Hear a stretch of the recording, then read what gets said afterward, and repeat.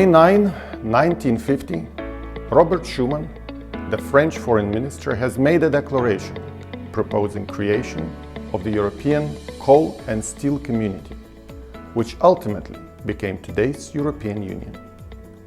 This bold and creative move aimed at preventing another devastating war in Europe.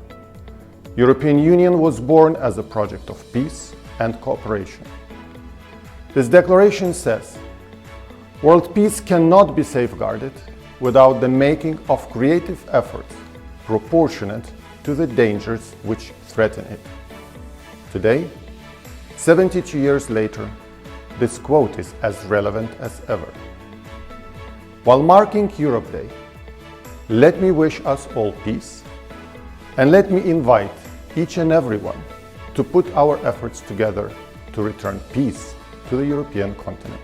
Ladies and gentlemen, I would like to sincerely congratulate you on the Europe Day, symbolizing peace and unity of the European Union countries.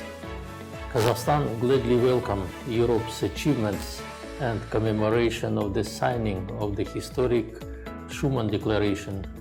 I can confidently say that through joint efforts we will take our strategic partnership to a new level.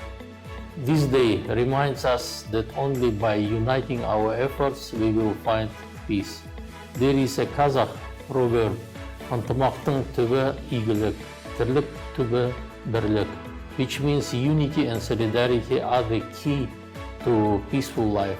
And I wish peace, good health and prosperity to everyone celebrating the Europe Day.